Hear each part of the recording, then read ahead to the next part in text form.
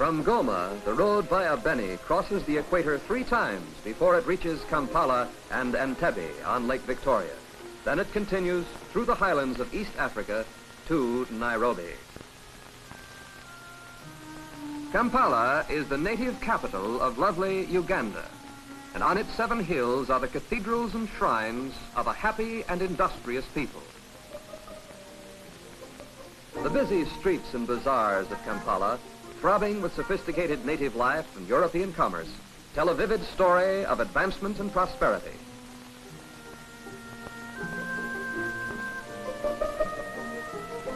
At nearby Entebbe, the seat of British government, Ankole cattle walk across the village common to reach the verdant shores of Lake Victoria. Egrets mingle with the cattle to feed on ticks and winged insects that are disturbed by the animals as they graze.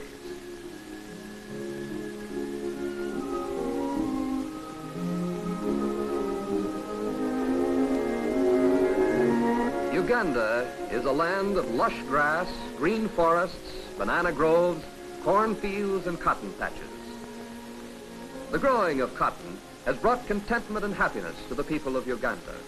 Each family unit grows enough cotton to buy their necessities and some luxuries, such as silks and velvets for the women and bicycles for the men. Bananas grow in great profusion, and this fruit is the principal food of the people. Every farmer has a large banana grove. The sale of the surplus fruit is a source of considerable income. The banana market in Kampala is a busy and colorful place, a meeting ground for the city dwellers and their banana farming country cousins. From Uganda, a scenic road reaches to Nairobi, traversing the highlands of East Africa through a country of pyrethrum, tea, and coffee plantations. The coffee grown in these high altitudes is classed among the finest in the world. The picking of the coffee berries is done by the natives who live on the plantations in family communities.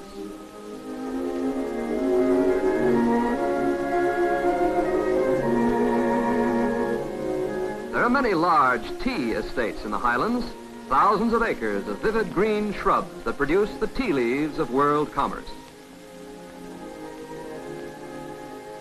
Trained natives pluck the tender leaves and carry them in baskets to the trucks for transport to the tea factory, where the leaves are dried and grated. Pyrethrum flowers are grown in the high country up to altitudes of 7,000 feet.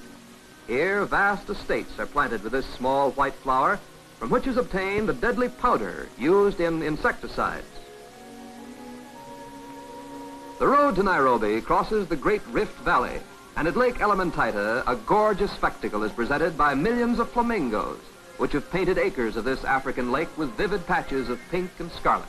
While flying, their long necks are stretched forward and their equally long legs behind, both being in a straight line with their body.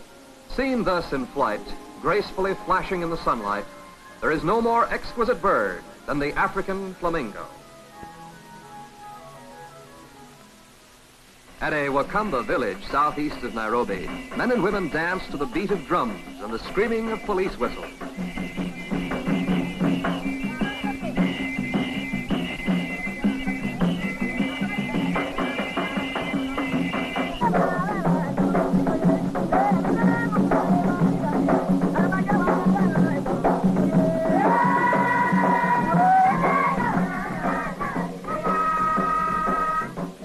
The musicians use their agile hands instead of sticks to beat the drums as they sway their bodies in rhythm with the dance.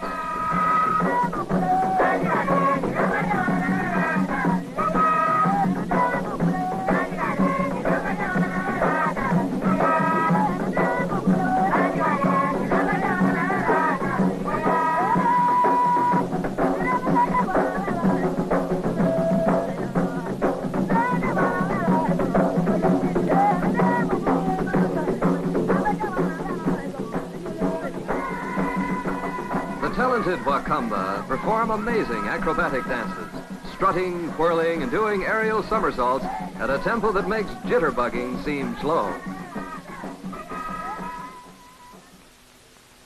Less than 50 years ago, Nairobi was a ragged collection of corrugated iron buildings, railroad shops, small bungalows, Indian shacks, and bazaars.